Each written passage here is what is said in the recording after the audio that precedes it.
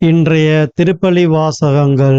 தவக்காலம் 4ஆம் வாரம், ஞாயிற்றுக்கிழமை. முதல் வாசகம். இஸ்ரேல் மீது அரசனாக தாவீது திருப்பொழிவு செய்யப்பட்டான். சாமுவேல் முதல் நூலிலிருந்து வாசகம். அந்நாள்களில் ஆண்டவர் சாமுவேலை நோக்கி, உன்னிடம் உள்ள கொம்பை எண்ணெயால் நிரப்பிக் கொண்டு போ. பெத்லகேமை சார்ந்த ஈசாயிடம் உன்னை அனுப்புகிறேன்.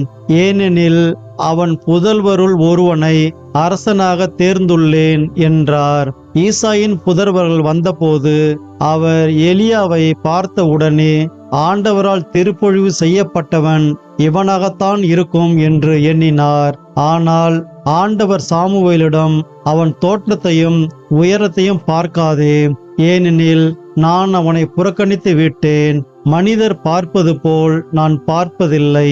மனிதர் முகத்தை பார்க்கின்றனர், ஆண்டவரோ அகத்தை பார்க்கின்றார் என்றார். இவ்வாறு ஈசாய் தம் 7 புதல்வரை சாமுவேல் முன்பாக கடந்து போக செய்தார். இவர்களையும் ஆண்டவர் தேர்ந்து கொள்ளவில்லை என்றார் சாமுவேல். தொடர்ந்து சாமுவேல் ஈசாயை பார்த்து, உன் பிள்ளைகள் இத்தனை பேர்தானா என்று கேட்க, இன்னொரு சிறுவன் இருக்கிறான், அவன் ஆடுகளை மேய்த்து கொண்டிருக்கிறான் என்று பதிலளித்தார் ஈசாய். அதற்கு சாமுவேல் அவரிடம், ஆள் அனுப்பி அவனை அழைத்து வா, ஏனெனில் அவன் வரும் வரை நான் உணவருந்த மாட்டேன் என்றார். ஈசாய் ஆள் அனுப்பி அவனை அழைத்து வந்தார். அவன் சிவந்த மேனியும் ஒளிரும் கண்களும் கொண்டு அழகிய தோற்றமுடன் இருந்தான்.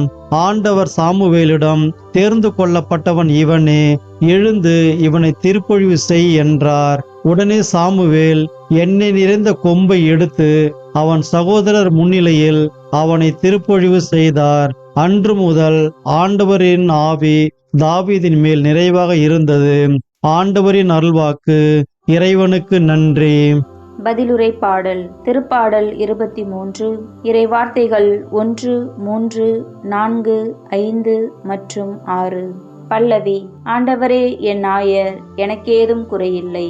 ஆண்டவரே என் நாயர், எனக்கேதும் குறையில்லை. பசும்புல் வெளி மீது என்னையவர் இளைப்பாறச் செய்வார். அமைதியான நீர்நிலைகளுக்கு என்னை அழைத்துச் செல்வார். அவர் எனக்கு புத்துயிர் அளிப்பார். பல்லவி. ஆண்டவரே என் நாயர், எனக்கேதும் குறையில்லை. தம் பெயர்க்கேற்ப என்னை நீதி வழி நடத்திடுவார். மேலும் சாவின் இருள் சூழ் பள்ளத்தாக்கில் நான் நடக்க நேர்ந்தாலும் நீர் என்னோடு இருப்பதால் எத்தீங்கிற்கும் அஞ்சிடேன். கோலும் நெடுங்கழியும் என்னை தேற்றும். பல்லவி.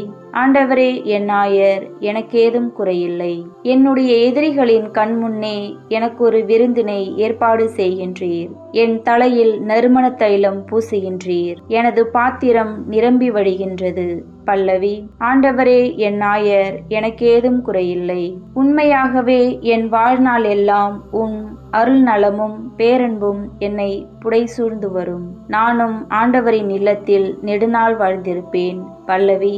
ஆண்டவரே என் நாயர், எனக்கேதும் குறையில்லை. 2ஆம் வாசகம். இறந்தவனே உயிர் பெற்றெழு, கிறிஸ்து உன் மீது ஒளிர்ந்தெழுவார். திருத்தூதர் பவுல் எபேசியருக்கு எழுதிய திருமுகத்திலிருந்து வாசகம். அதிகாரம் 5. இறை வார்த்தைகள் 8 முதல் 14 முடிய. சகோதரர் சகோதரிகளே, ஒரு காலத்தில் இருளாய் இருந்த நீங்கள் இப்போது ஆண்டவரோடு இணைந்து ஒளியாய் இருக்கிறீர்கள்.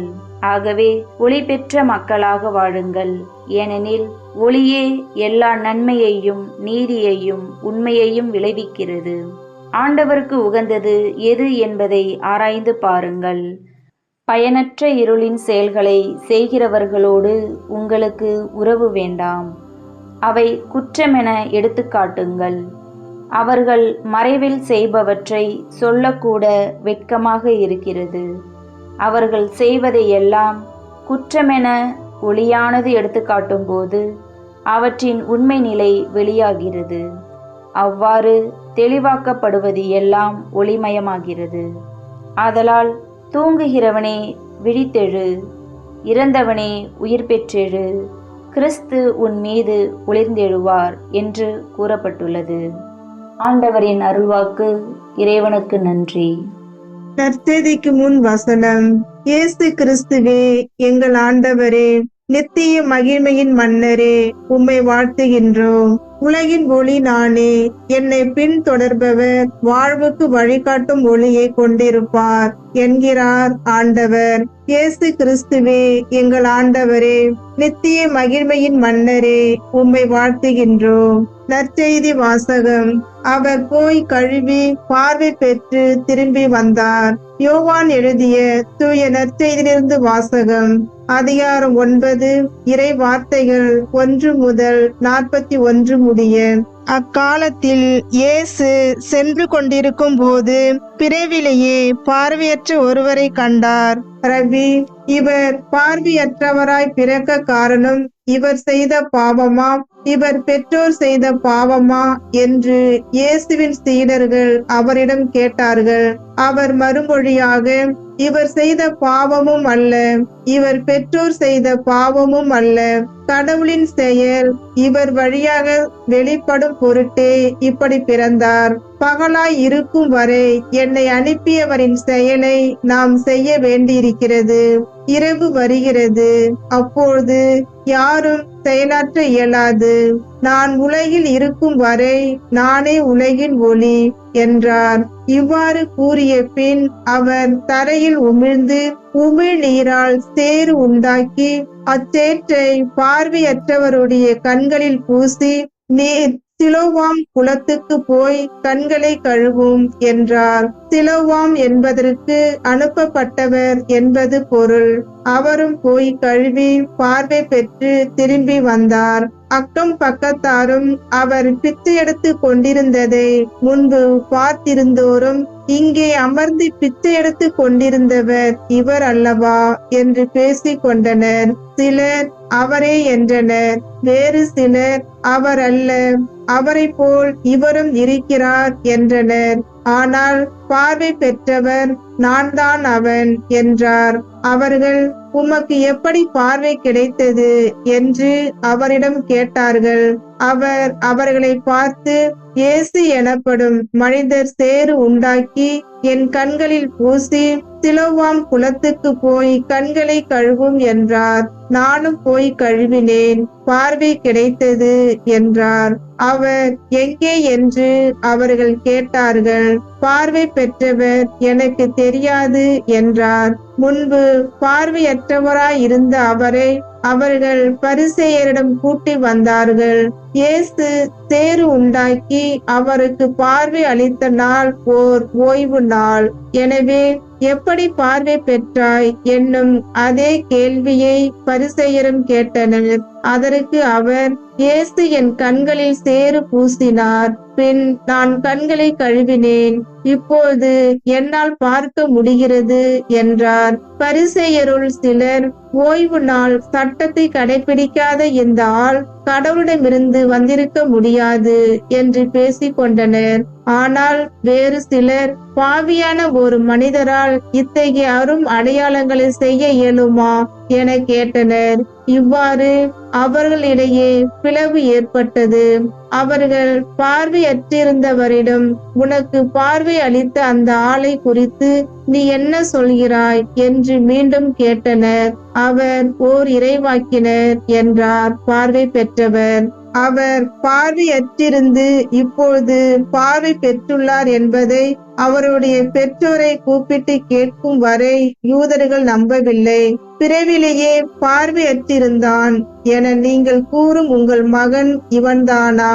இப்போது இவனுக்கு எப்படி கண் தெரிகிறது என்று கேட்டார்கள்.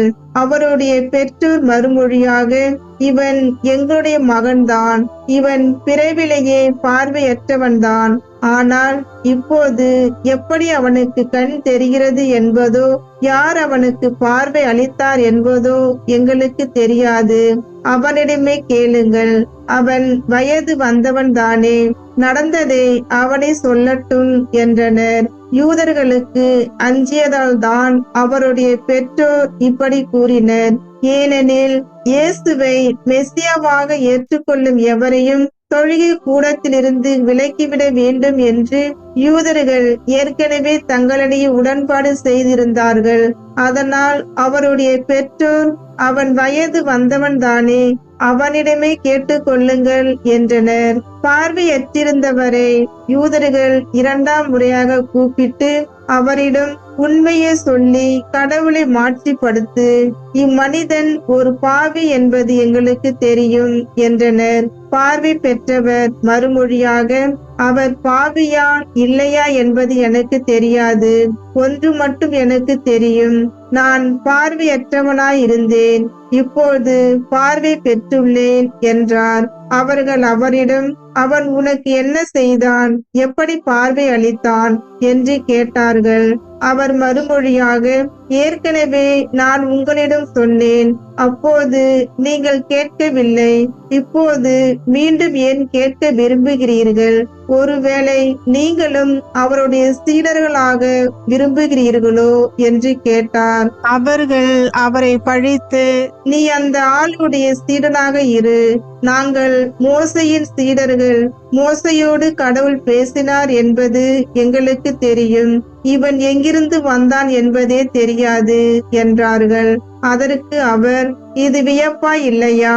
எனக்கு பார்வை அளித்திருக்கிறார், அப்படி இருந்தும் அவர் எங்கிருந்து வந்தவர் என தெரியாது என்கிறீர்களே. பாவிகளுக்கு கடவுள் செவி சாய்ப்பதில்லை. இறைப்பற்று உடையவராய் கடவுளின் திருவுளப்படி நடப்பவருக்கே அவர் செவி சாய்க்கிறார் என்பது நமக்கு தெரியும். பிறவிலேயே பார்வையற்றிருந்த ஒருவர் பார்வை பெற்றதாக வரலாறே இல்லையே.